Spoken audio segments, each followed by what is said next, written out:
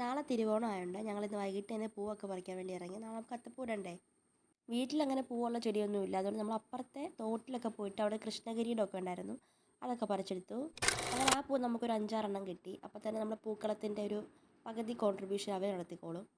അങ്ങനെ നമുക്ക് കുറച്ച് പൂവൊക്കെ ചുറ്റും നിന്ന് കിട്ടി. ഇനി നമ്മൾ പുറത്ത് പോവാണ്, മുപ്പത്തേല് വരെ പോവാണ് ബാക്കി സാധനങ്ങൾ വാങ്ങാൻ വേണ്ടി. ഇവിടെ നമുക്ക് നടന്ന് പോകാനുള്ള ദൂരമുള്ളേ.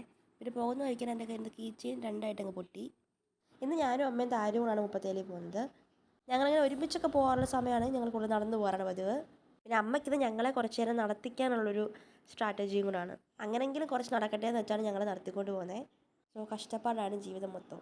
അങ്ങനെ നമ്മൾ മുപ്പത്തേലിൽ എത്തി ഞങ്ങൾ ആദ്യം ഒരു കടയിൽ കയറി കുറച്ച് സാധനങ്ങളൊക്കെ വാങ്ങണ്ടായിരുന്നു. അവിടെ കയറിയപ്പോൾ ആങ്കിൾ ഞങ്ങൾക്ക് കുറച്ച് പാണ്ടയുടെ മുട്ടായിയും പിന്നെ വേമസില്ലി കിറ്റൊക്കെ തന്നു ബോണസായിട്ട് ഓണത്തിൻ്റെ.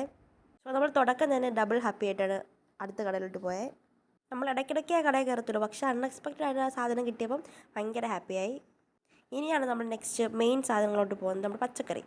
ഈ കട നിങ്ങൾ എൻ്റെ കുറേ വീഡിയോസിൽ കണ്ടിട്ടുണ്ട്. ഞാൻ എപ്പോഴും പച്ചക്കറി വാങ്ങാൻ വരുന്നത് ഇവിടെയാണ്. ഓണം ആയതുകൊണ്ട് തന്നെ കട കുറച്ചുകൂടെ ഒന്ന് വലുതാക്കിയിട്ടുണ്ട്. നമുക്ക് പച്ചക്കറിയും പിന്നെ നാരങ്ങയൊക്കെ വാങ്ങണമായിരുന്നു, പക്ഷെ നാരങ്ങ മറന്നുപോയി വാങ്ങാൻ വേണ്ടി. പൊതുവേ മുപ്പത്തേഴ് നല്ല തിരക്കാണ് വൈകുന്നേരം, പക്ഷേ ഓണം ആകുമ്പോൾ അതിന് ഡബിൾ ആവേണ്ടതാണ്. പക്ഷെ എന്തുകൊണ്ടും ഇന്നലെ അത്ര തിരക്കില്ലായിരുന്നു വെച്ചാൽ ഒട്ടും ഇല്ലായിരുന്നല്ല, സാധാരണ പോലത്തെ അത്രയും തിരക്ക് ഇന്നലെ ഇല്ലായിരുന്നു. ഇനി നമ്മൾ നേരെ പലചരക്ക് കടയിലോട്ടാണ് പോയത്. കാരണം നമ്മൾ വാങ്ങിച്ച സാധനങ്ങളിൽ കുറച്ച് മറന്നുപോയ സാധനങ്ങളുണ്ടായിരുന്നു, അതുകൂടെ വാങ്ങിച്ചിട്ട് നമ്മൾ നേരെ മെയിൻ സാധനമായിട്ടുള്ള പൂ വാങ്ങാൻ വേണ്ടി പോയി. ഓണമാകുമ്പോൾ പൂക്കൾക്കുള്ള ഏറ്റവും കൂടുതൽ ഡിമാൻഡ്, അപ്പോൾ അതനുസരിച്ചുള്ള റേറ്റും ഉണ്ടായിരുന്നു പൂവിന്. പിന്നെ നമ്മൾ അത്യാവശ്യം പൂവൊക്കെ വാങ്ങിച്ചിട്ട് നേരെ വീട്ടിലോട്ട് പോയി.